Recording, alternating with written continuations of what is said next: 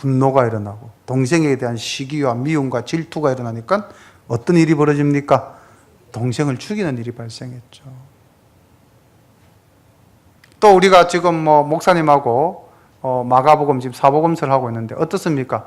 이 유대인들이 서기관이나 제사장들이나 그 당시의 기득권들이 예수님이 이 땅에 오셔가지고 말씀을 전파하시고 병자들을 고치시고 하니까 그 마음속에 뭐가 일어나죠? 시기와 미움이 일어나는 거죠. 질투가 일어나고. 그렇게 해서 어떻게 합니까? 어떻게 하면은 예수를 죽이고 매일 모의하고 있었지 않았습니까?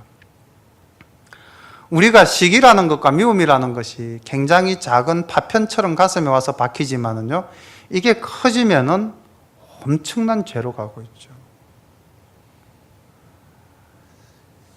요한일서 3장 15절에 보면 이런 말씀으로 기록되어져 있습니다. 그 형제를 미워하는 자마다 살인하는 자니 살인하는 자마다 영생이 그 속에 거하지 아니하는 것을 너희가 아는 바라. 전반부에 보면 그 형제를 미워하는 자마다 살인하는 자다라고 되어 있습니다. 나는 단지 좀 미워했을 따름인데, 근데 그 미움의 싹이 커져서 살인이라는 마지막 엄청난 결과를 가지고 오게 된다는 거죠. 예수님도 이렇게 말씀합니다. 형제를 나가라 하는 자마다. 이 나가라는 말은 야 이 바보야 이제 이런 의미죠, 그죠? 그렇게 하는 자마다 살인하는 자다. 형제를 미워하고 욕하는 것은 단순히 미워하고 욕하는 것이 아니라 살인에까지 이를 수 있다는 거죠. 그래서 우리가 평상시 하나님이 주신 사랑을 우리 속에 충만케 해서 절대로 주변인들을 미워하는 일이 없어야 되겠습니다. 예. 살다 보면 우리가 신앙생활 하면서 신앙 공동체 안에서도 때로는 저 집사님을 미워하고 저 장로님을 미워하고 저 목사님을 미워하고 저 성도를 미워하는 일들이 얼마나 많습니까? 예. 또 누가 주변이 조금 잘 되면은 또 시기하는 경우도 얼마나 많습니까? 그런데요, 그런 것들이 별것 아니지, 인간이라면 당연히 가질 수 있는 기본 마음이지라고 생각하고 넘어가기 쉬운데 이것들이 커져서 살인에까지 이르게 된다는 거죠. 우리가 이 창세기 37장 요셉 이야기를 보면은요, 이런 작은 것들이 큰 결과를 가지고 오는 것들을 발견해낼 수가 있습니다. 그리고 여기서 결국 형제에 대해서는, 요셉에 대해서는 미움이었지만은 이제 그 아버지에 대해서는 또 이제 어떻게 나갑니까? 이 형제들이 속임, 거짓말로 가죠. 제가 계속 더 다른 죄를 또 파생시키는 겁니다. 여기서 이제 르우벤이 조금 굉장히 이제 요셉에 대해서 우호적이고 아비 야곱을 위하는 마음을 갖고 있는데, 이건 또 우리가 역사적으로 본다면은 르우벤은 아버지에게 빚진 자죠. 서모 비라를 또 이렇게 범해서 아버지 앞에 영면목이 얻게 됐고, 형제들 앞에서도 이 장자로서의 위험이 없어졌습니다. 이 가만히 보니까 여기서도 보면은 르우벤이 그 형제들 보고 이렇게 이야기하잖아요. 장자로서 야 죽이지 말자. 동생인데 어떻게 죽일 수 있어? 그러지 마. 근데 이 르우벤의 말이 먹힙니까? 전혀 안 들어가는 것을 우리가 볼 수가 있죠. 보겠습니다. 23절. 요셉이 형들에게 이르매 그 형들이 요셉의 옷 곧 그 입은 채색 옷을 벗기고 그를 잡아 구덩이에 던지니 그 구덩이는 빈 것이라. 그 속에 물이 없었더라. 그들이 앉아 음식을 먹다가 눈을 들어본즉 한때 이스마엘 족속이 길르앗에서 오는데 그 약대들의 향품과 유향과 몰약을 싣고 애굽으로 내려가는 자라. 유다가 자기 형제에게 이르되 우리가 우리 동생을 죽이고 그의 피를 은닉한들 무엇이 유익할까? 자, 그를 이스마엘 사람에게 팔고 우리 손을 그에게 대지 말자. 그는 우리의 동생이요 우리의 골육이니라 하며 형제들이 청종하였더라. 때에 미디안 사람 상고들이 지나가는지라. 그들이 요셉을 구덩이에서 끌어올리고 언 20개의 그를 이스마엘 사람들에게 팔매 그 상고들이 요셉을 데리고 애굽으로 갔더라. 르우벤이 돌아와서 구덩이에 이르러 본즉 거기 요셉이 없는지라. 옷을 찢고 아우들에게로 와서 가로되 아이가 없도다. 나는 어디로 갈까? 지금 르우벤의 장탄식이 이제 허공에 메아리 치고 있죠. 르우벤의 말은 동생들이 전혀 듣질 않았던 겁니다. 르우벤은 일시적인 그 감정으로 이해를 하고 뭐 우리가 미워하니까 뭐 그럴 말은 할 수 있겠지. 그러나 이것을 설마 실천에 옮기겠는가 하고 이제 잠시 뭐 양떼를 둘러보러 갔겠죠. 자리를 비운 것 같습니다. 그 사이에 이제 요셉은 도착을 했고, 또 요셉의 옷을 벗겨서 구덩이에 빠뜨리고, 그 사이를 걸어온 요셉을 구덩이에 두고 또 자기는 밥을 먹고 있죠. 그죠? 그러니까 정말 이 형제가 없다는 것을 우리가 발견할 수가 있죠.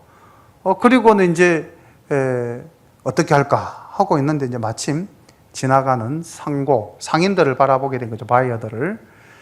그리고는 여기 또 보면 놀라운 사실 하나 발견되는데, 르우벤의 말과 유다의 말이 나오죠. 근데 르우벤의 제안은 형제들이 무시한 반면에 유다의 말은 청종하였더라라고 되어 있죠. 그죠? 그래서 우리가 이제 이렇게 보면은 그 아브라함과 다윗의 조선 예수 그리스도의 세계라 이제 마태복음 1장에서 이렇게 쭉 갈 때 야곱 다음에 장자권이 어디로 넘어갑니까? 유다에게로 넘어가죠. 그래서 우리가 이제 이미 왜 유다에게로 넘어갔는가 하는 것은 이제 르우벤은 이미 그 비라를 범함으로 이제 장자권이 상실되어졌고, 그 다음 둘째와 셋째였던 레위와 시몬은 어떻게 됩니까? 세겜에서 아비를 곤란에 빠뜨리게 하는 그런 또 범죄를 저지르지 않습니까? 그러니까 이제 실질적으로는 이 유다가 넷째지만은 아버지의 어떤 장자권을 나름대로 이렇게 물려받은 것 같습니다. 나중에 창세기 49장에 야곱이 죽기 전에 자녀들을 축복할 때에 이제 그 유다에게 장자권에 해당하는 축복을 하는 장면을 우리가 볼 수가 있죠. 그래서 이 유다의 말에 청종해서 이제 요셉을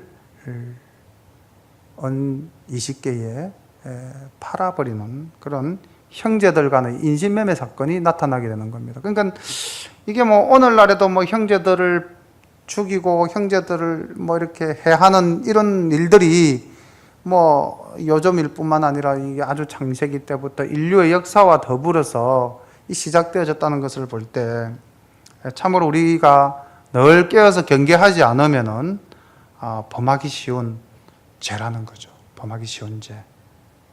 우리가 늘 그래서 깨어 있어야 됩니다. 오늘 그 이제 저희 집 밑에 통닭하는 집사님하고 잠시 이야기를 나누었습니다. 그 이제 통닭하는 집사님이 직장 생활을 하시다가 이제 직장에서 퇴임을 하시고 이제 이렇게 통닭을 하시는데, 이 부부가 함께 이제 일을 하죠.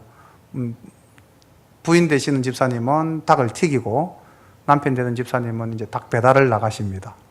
그래서 제가 이제 우리는 서로가 직장 생활을 하다 보니까 밖에 떨어져 있다고 밤에만 보고, 그분은 이제 하루 종일 붙어 있는 거예요. 그래서 내가 집사님 참 부럽습니다. 하루 종일 붙어 있으니 얼마나 좋습니까? 그렇게 말씀을 드렸더니 이분 말씀을 하루 종일 붙어 있으면 싸웁니다 그러더라고요.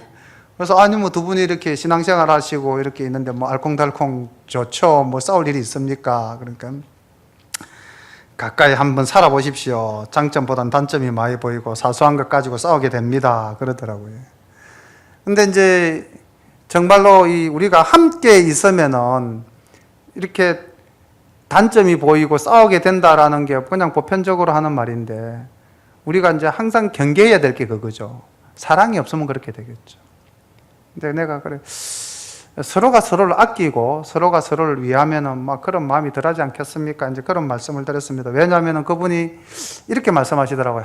남편 잘못 만나가지고 고생하는 마누라가 애처로운데 뭐 내가 참아야죠. 대화 속에 그런 장면이 나왔어요. 그래서 제가 집사님 뭐 사모님만 애처롭습니까? 따지고 보면 집사님도 애처롭죠.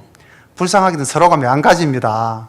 서로가 애처롭다 해야 서로를 위하게 되는 거죠. 한쪽만 애처로우면 한쪽은 그럼 뭐 늘 덕보는 사람이고, 그럼 한 사람은 늘 위해줘야 되고 한 사람은 늘 공격을 받아야 되는 건데, 그건 옳지 않은 것 같습니다. 이제 제가 그렇게 말씀을 드렸는데 어떻습니까? 사실 서로가 다 애처로운 존재 맞죠? 네, 그렇게 생각해야 됩니다. 한 사람만 애처롭다, 한 사람만 일방적으로 내를 만나서 고생한다 이렇게 생각하면은, 한 사람은 늘 빚진 자고 한 사람은 늘 피해자고, 그 가운데서 서로를 위하는 마음이 쉽지 않잖아요. 서로가 불쌍하다 생각해야 서로를 위하는 마음이 생기고, 그게 하나님이 주신 사랑이 아닐까. 그래서 우리 이 사랑교회 이 예배를 드리고 있는, 또 이 설교를 듣는 우리 모든 분들은 서로를 애처롭게 생각하고 서로를 사랑하는 그런 아름다운 부부, 아름다운 가정을 만들어 가시기를 소망합니다. 지금 만약에 이 가정에 그 형제들이 요셉을 조금만 불쌍하게 볼 수 있는 부분들이 있잖아요. 엄마도 죽고, 뭐 자기도 이제 엄마가 다 살아있잖아요. 그죠? 조금만 생각해 보면 애처롭게 여길 수 있는 부분도 있는데, 그걸 보지 못했다는 거죠. 그렇기 때문에 시기와 미움이 일어나는 거죠.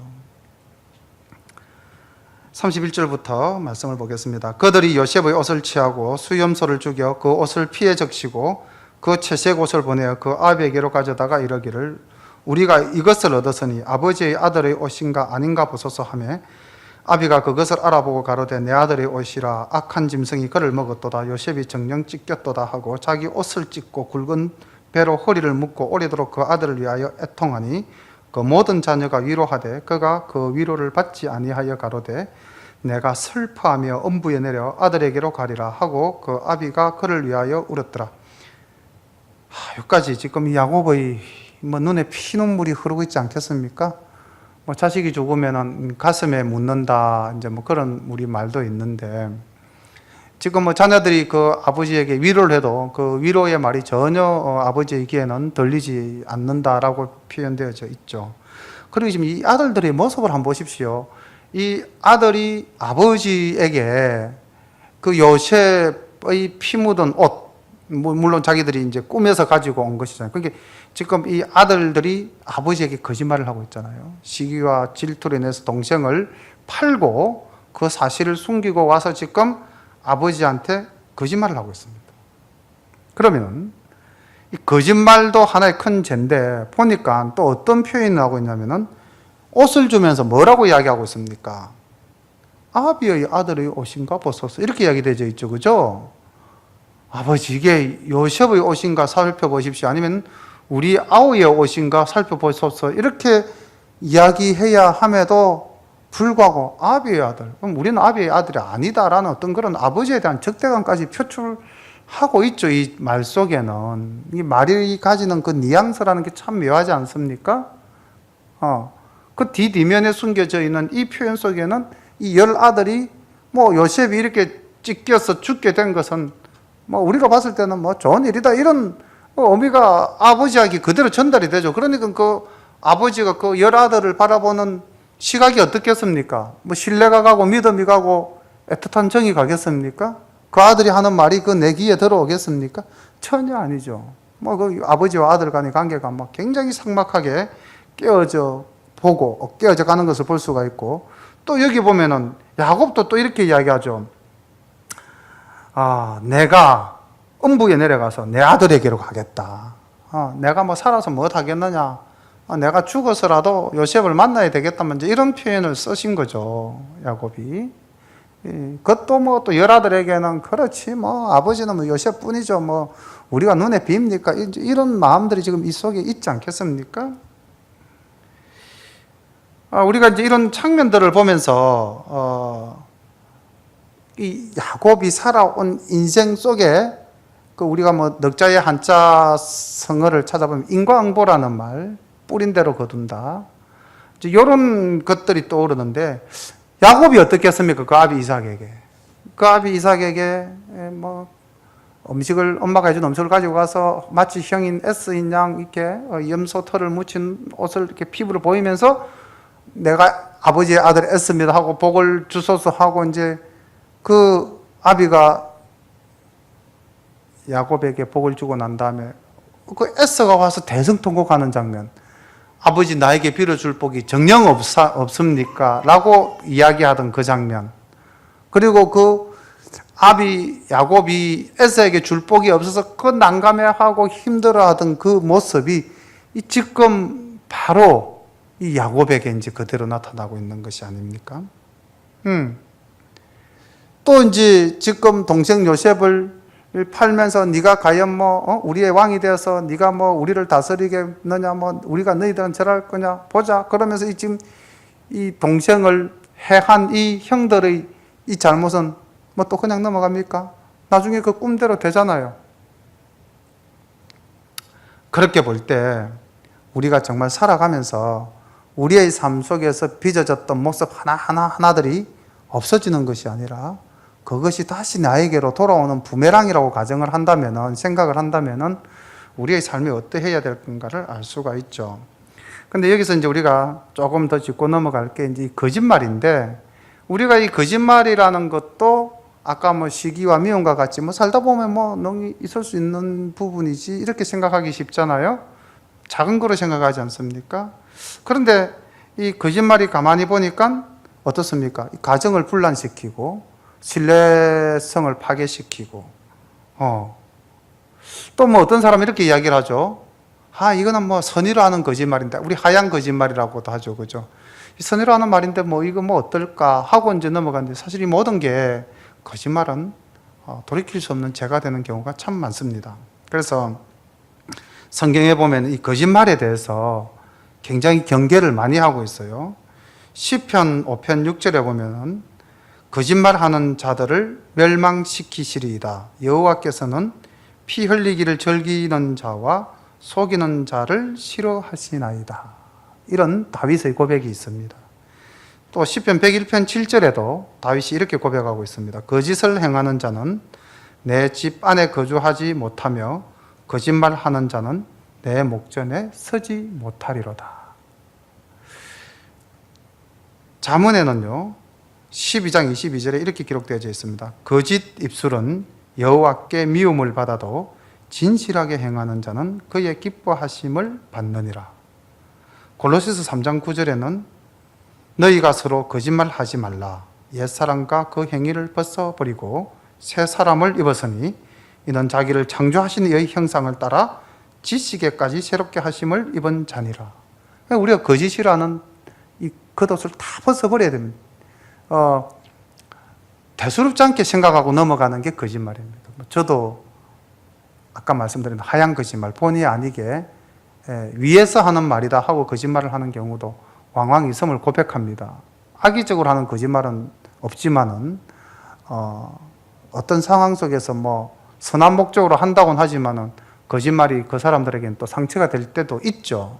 그래서 어쨌든 우리가 이 거짓말에 대해서는 이 지금 야곱이 그 아비에게 속였던 것, 그리고 지금 야곱의 아들들이 이 지금 그 아버지를 속이는 이 장면이 이 그 피눈물을 흘리게 하는 장면이지 않습니까? 가족 간의 모든 관계가 깨어지는 장면이지 않습니까? 예. 그래서 우리가 좀 거짓말에 대해서는 조금 더 깊이 인식하고 그것을 생활 속에서 늘 경계해야 될 것 같습니다.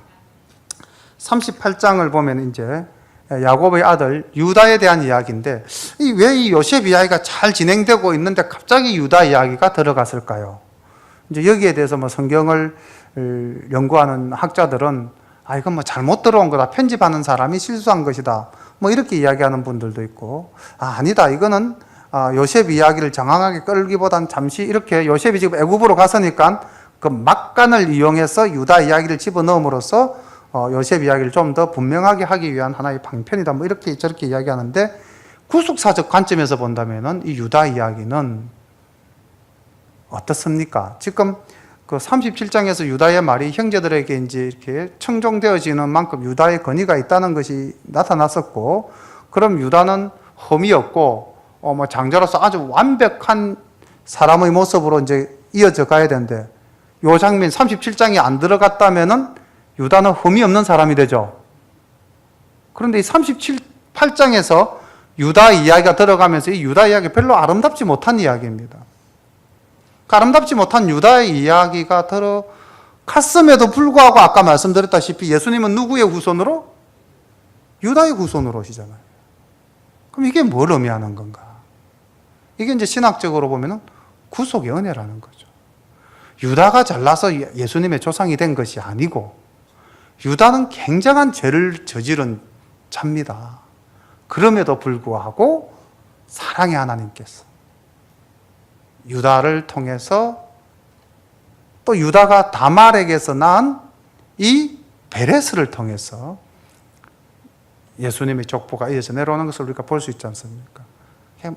무한한 하나님의 사랑을 우리가 이 38장에서 발견할 수 있는 겁니다.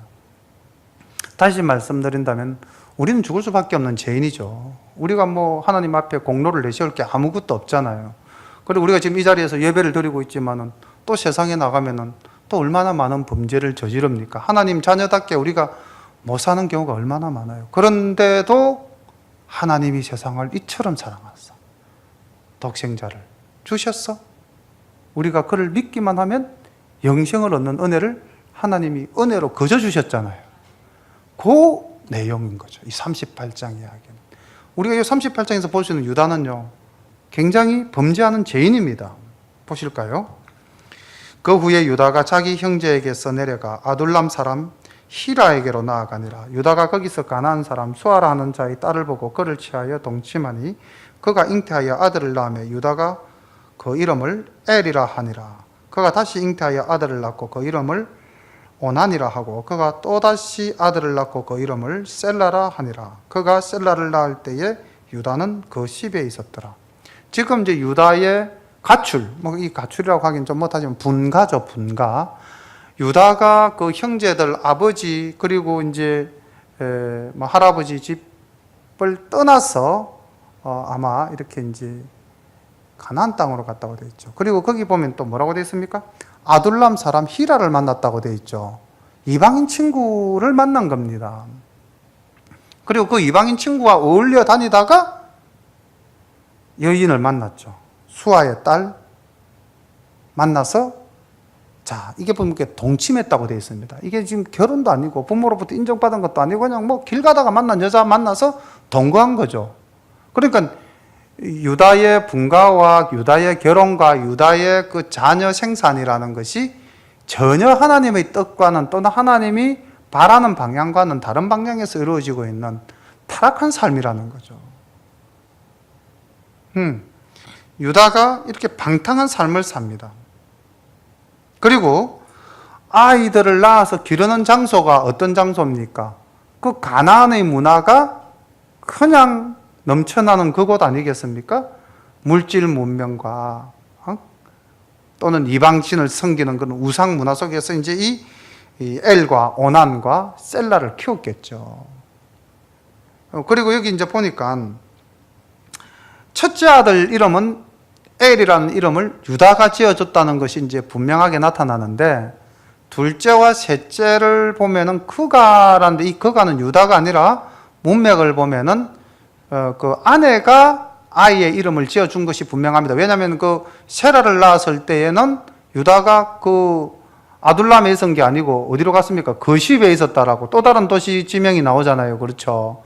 그러니까 이 아이들이 모계의 영향을 받으면서 컸다는 거죠. 신앙 없는 엄마 밑에서 오난과 셀라가, 뭐 엘도 마찬가지겠죠, 컸죠. 그러니까 이 가정에 믿음이라는 건 전혀 발견해 볼 수가 없는 거죠. 자, 그래서 보십시오. 6절. 유다가 장자 엘을 위하여 아내를 취하니 그 이름은 다말이더라. 유다의 장자 엘이 여호와 목전에 악함으로 여호와께서 그를 죽이신지라. 유다가 오난에게 이르되 내 형수에게로 들어가서 남편의 아우의 본분을 행하여 내 형을 위하여 씨가 있게 하라. 오난이 그 씨가 자기 것이 되지 않을 줄 알므로 형수에게 들어갔을 때에 형에게 아들을 얻게 아니하려고 땅에 설정하며 그 일이 여호와 목전에 악함으로 여호와께서 그도 죽이시니 유다가 그 며느리 다말에게 이르되 수절하고 내 아비 집에 있어서 내 아들 셀라가 장성하기를 기다리라 하니 셀라도 그 형같이 죽을까 염려함이라. 다말이 가서 그 아비 집에 있으니라. 자, 지금 이 아들들에 대한 평가가 뭡니까? 두 아들 다 엘과 오난에 대한 평가가 하나님 목전에 악하더라는 겁니다. 전혀 신앙 있는 삶을 살지 않았다는 거죠. 우리가 이제 이 자녀 키울 때 경계해야 될 내용 중에 하나가, 참 그래도 우리 사랑교회에 지금 우리 함께 예배드리는 모든 성도님들의 자녀들은 온전한 신앙생활을 참 잘하고 있죠. 자녀들을 믿음의 품 안에서 잘 양육하고 있는데, 또 어떤 가정에는 보면은 부모님은 믿음을 가졌지만은 자녀들은 믿음 없이 성장하는 경우가 얼마나 많습니까? 여호와의 목전에 악하더라.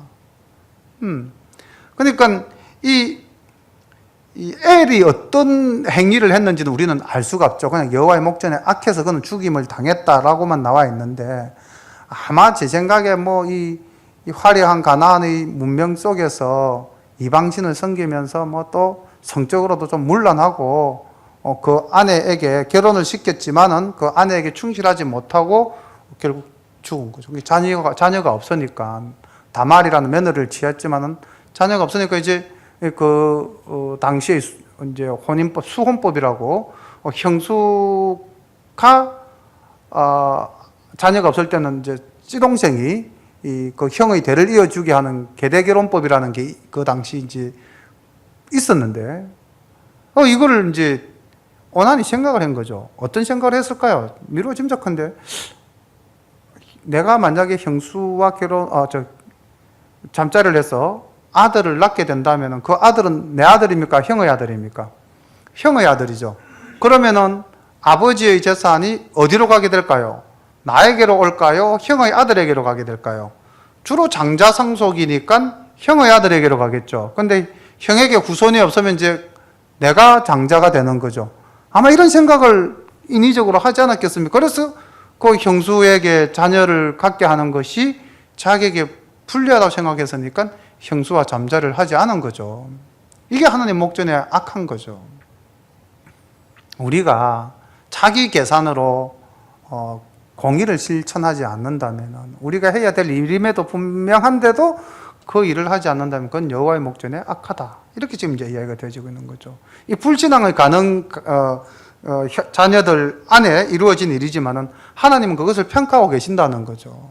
이 자녀들이 지금 뭐 제대로 하나님에 대한 올바른 교육을 받았겠습니까? 아버지는 가만히 보니까 뭐 자식 낳아놓고 뭐 딴 데 가서 지금 일하는 것 같고 가정교육 제대로 되지 않는 그런 집안이었는데 여기서 또 우리가 유다라는 사람을 가만히 보면은 그 유다는 그래도 하나님을 알고 믿음의 가정에서 신앙적으로 바로 성장했다면은 이 두 아들이 죽음을 당했을 때 생각할 수 있지 않을까? 이 아이들의 죽음이 도대체 어디서 온 것인가? 뭐로부터 비롯된 것인가? 영적으로 깨어 있다면 이건 내 믿음이 부족해서 또 내가 지금 잘못된 삶을 살고 있기 때문에 내 자녀들에게 이런 화가 미쳤다라고 생각할 수 있는데 전혀 거기에 대한 생각이 의식이 없는 거죠. 그리고는 이 아이들이 죽은 이유가 다말 너 때문이다. 네 때문에 이 막내 아들 셰라까지 죽을까 보다 싶어서 너 진정 가 있어. 지금 이렇게 이야기하고 있지 않습니까? 그러니까 타락한 사람은 아무리 신앙적으로 성장했다 하더라도 지금 하나님의 어떤 징치나 하나님의 섭리를 잊고 산다는 거죠. 유다가 이랬다는 겁니다. 이렇게 죄 많은 사람이 유다였다는 거죠. 그런데 하나님은 그를 택해서 그 집안을 일으키는 거죠. 12절 봅니다. 얼마 후에 유다의 아내 수아의 딸이 죽은지라 유다가 위로를 받은 후 그 친구 아둘람 사람 히라와 함께 딥나로 올라가서 자기 양털 깎는 자에게 이르렀더니 혹이 다말에게 고하되 내 시부가 자기 양털을 깎으려고 딥나에 올라왔다 한지라 그가 그 가부의 의복을 벗고 면박으로 얼굴을 가리고 몸을 휩싸고 딥나 길곁 에나임 문에 앉으니 이는 셀라가 장성함을 보아서도 자기를 그의 아내로 주지 않음을 인함이라. 그가 얼굴을 가리었으므로 유다가 그를 보고 창녀로 여겨 길곁으로 그에게 나아가 가로되 청컨대 나로 내게 들어가게 하라니 그 자부인 줄 알지 못하였음이라. 그가 가로되 당신이 무엇을 주고 내게 들어오려느냐. 유다가 가로되 내가 내 떼에서 염소 새끼를 주리라. 그가 가로되 당신이 그것을 줄 때까지 약조물을 주겠느냐. 유다가 가로되 무슨 약조물을 내게 주랴. 그가 가로되 당신의 도장과 그 끈과 당신의 손에 있는 지팡이로 하라. 유다가 그것들을 그에게 주고 그에게로 들어갔더니 그가 유다로 말미암아 잉태하였더라. 자, 이 장면도 보면 참 우리가 있을 수 없는 일이 일어난 거죠. 이제 시아버지가 며느리를 범하는 일 아닙니까? 근데 이제 이 유다가 지금 누구와 함께 있습니까? 이 아둘람 사람 지금 히라와 함께 있는 거예요. 세상 친구와 함께 있는 겁니다. 세상 친구와 함께 지금 즐기는 거죠. 아내가 죽었으니 그 세상 친구 와서 유다 힘들지 위로해 준 거죠. 위로하고 그래 딥나로 간다고 그래 같이 가자. 그리고 가서 딥나에 가니까 이제 양털을 깎는 거는 축제죠. 양털을 깎고 지금 올라가서니까 추수하는 거나 동일한 거 아닙니까? 그러니까 그것도 이 딥나라는 도시가 굉장히 또 이제 환락적으로 흥청망청 할 수 있었겠죠. 그리고 지금 이 땅이 아둘람 땅이 가나안 이방인의 땅인데 이 이방인들이 또 섬기는 자기들이 신상이 있지 않습니까? 주로 이제 가나안의 대표적인 신이 뭐죠? 바알과 아스타롯이죠. 이 바알과 아스타롯을 섬기는 성전의 문이 이 에나임 문입니다. 지금 에나임 문 곁에 섰더라 하는 것은, 이때는 이 에나임 문은 이제 이렇게 그 축제가 벌어지면은 잘 아시잖아요. 그 성전에는 어떤 사람이 있죠? 이제 신을 위한 여자들이 있잖아요. 신을 위한 여자들, 먼저 창녀들이 있죠. 그리고 거기서 이제 이렇게 서로 이렇게 상관함으로써 이제 이 상관을 통해서 신의 축복이 내려, 이게 이제 가나안의 풍속이잖아요. 그러니까 이제 그 당시는 축제니까 외부 여인과 이렇게 또 아내도 죽었고, 유다 입장에서 친구 히라는 이렇게 여기 와서 이제 좀 그 안에 이런 슬픔을 좀 극복하고 또 여기 좋은 사람 만나고 이렇게 안 했겠습니까? 그렇게 해서 이제 지금 이 다말을 만난 거죠. 그러니까 보십시오. 유다에게 지금 믿음 있는 행위라는 건 전혀 없잖아요. 이방신을 섬기는 그 신전 앞에서 여인을 택해서 내가 너와 이렇게 잠을 잘 수가 있겠느냐 이렇게 묻고, 무엇을 주랴? 얼마면 되겠니? 지금 이런 표현이잖아요.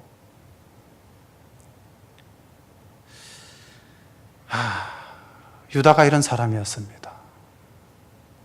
우리가 가진 성정이나 우리가 범할 수 있는 죄의 모습들을 다 가지고 있는 모습들이죠. 19절 말씀 봅니다. 그가 일어나 떠나가서 그 면박을 벗고 가부의 어복을 도로 입으니라. 유다가 그 친구 아둘람 사람의 손에 부탁하여 염소 새끼를 보내고 그 여인의 손에서 약조물을 찾으려 하였으나 그가 그 여인을 찾지 못한지라. 그가 그곳 사람에게 물어 가로되 길곁 에나임에 있던 창녀가 어디 있느냐. 그들이 가로되 여기는 창녀가 없느니라. 그가 유다에게로 돌아와 가로되 내가 그를 찾지 못하고 그곳 사람도 이르기를 여기는 창녀가 없다 하더라. 유다가 가로되 그로 그것을 가지게 두라. 우리가 부끄러움을 당할까 하노라. 내가 이 염소 새끼를 보내었으나 그대가 그를 찾지 못하였느니라.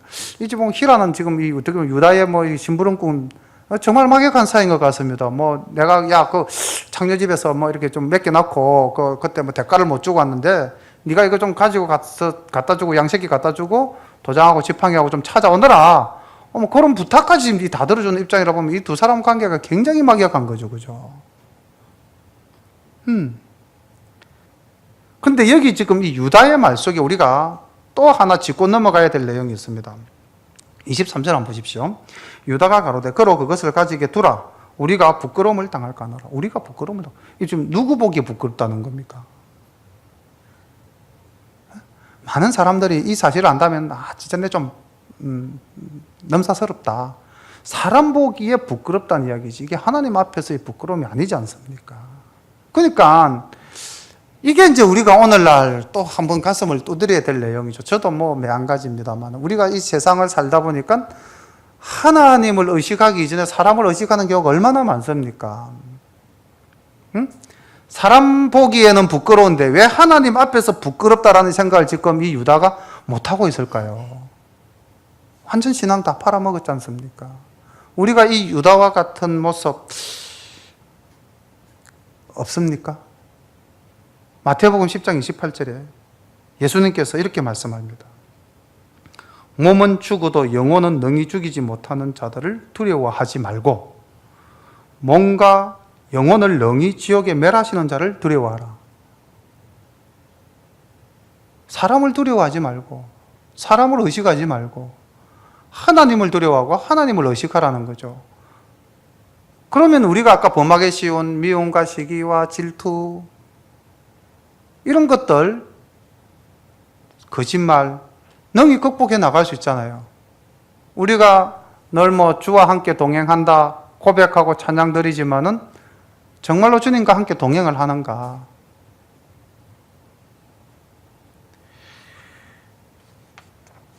어떤 관점에서 보면은 정말 우리가 본받아야 될 인물 중에 구약 느헤미야를 우리가 정말 떠올리고 정말 잠시 그때마다 어떤 일이 닥칠 때마다 하나님께 잠시 묵도 기도하는 그 모습을 우리가 배운다면 늘 하나님과 동행할 수 있지 않겠습니까?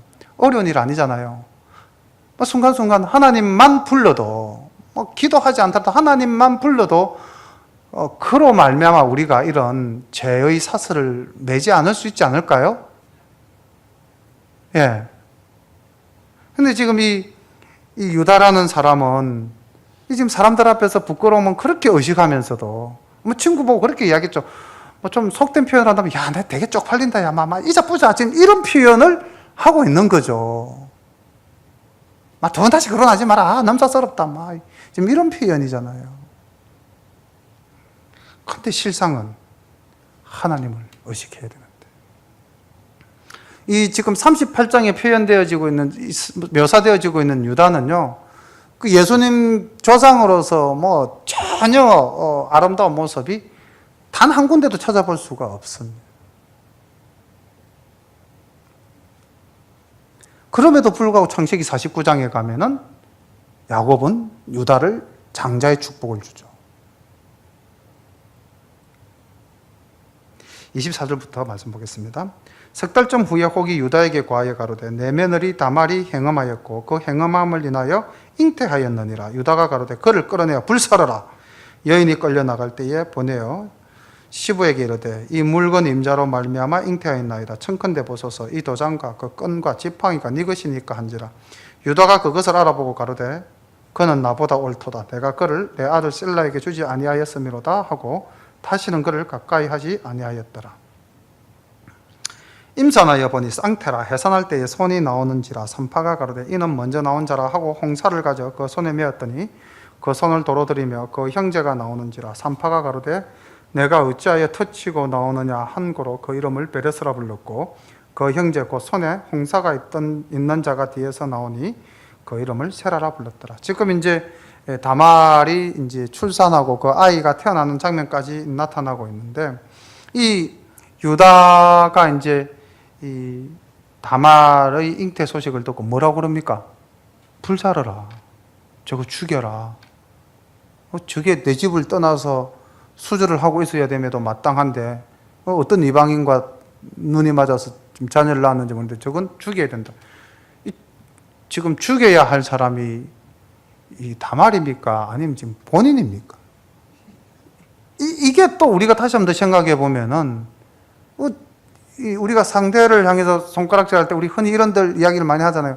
하나의 손가락이 상대를 향해서 갈 때 세 개의 손가락이 나를 향하고 있는데, 그래서 혹들은 이렇게 한다 그러죠. 손가락질을. 네. 자기를 돌아보지 못하고 있는 거죠, 유다가. 며느리의 잘못은 그렇게 잘 발견하면서 어떻게 자기의 잘못은 전혀 발견하지 못할까요? 예수님이 이런 우리의 모습, 상대방을 향해서 손가락질 할 때 네 개, 세 개가 향한다는 것을 깨닫지 못한 우리를 향해서 예수님이 이렇게 냉정하게 말씀하셨지 않습니까? 마태복음 7장 1절에 보면은 비판받지 아니하려거든 비판하지 말라. 너희의 비판하는 그 비판으로 너희가 비판을 받을 것이요 너희의 헤아리는 그 헤아림으로 너희가 헤아림을 받을 것이니라. 어찌하여 형제의 눈 속에 있는 티는 보고 내 눈 속에 있는 덜보는 깨닫지 못하느냐. 보라, 내 눈 속에 덜보가 있는데 어찌하여 형제에게 말하기를 나로 내 눈 속에 있는 티를 빼게 하라 하겠느냐. 외식하는 자여, 먼저 내 눈 속에서 덜보를 빼어라. 그 후에야 밝히 보고 형제의 눈 속에서 티를 빼리라. 5절까지 말씀을 제가 봉독해 드렸는데요. 이게 오늘 우리가 이 세상을 살아가면서 아까 뭐 시기하고 미워하고 질투하고 거짓말하고 비판하고 판단하고 하나님을 떠난 우리들의 모습이지 않습니까? 하나님과 늘 동행한다면은 비판과 판단은 하나님께로 맡기고, 뭐 좀 불편한 진실이 있다 할지라도 내 옆에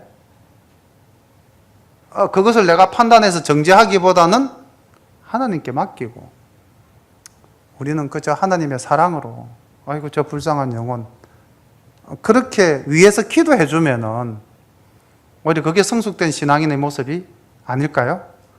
하나님이 그 모습을 더 이쁘게 보지 않겠습니까? 그래서 우리가 정말로 우리 주변에 많은 우리를 힘들게 하는 많은 사람들을 이렇게 판단하고 정죄해서 불사르라 라고 말할 때 다시 한 번 더 자신을 돌아보고 나는 요 한번 나는 하고 한 번만 자기에게 묻는다면은 그런 주님 말씀하신 판단하는 죄를 면할 수 있지 않겠습니까?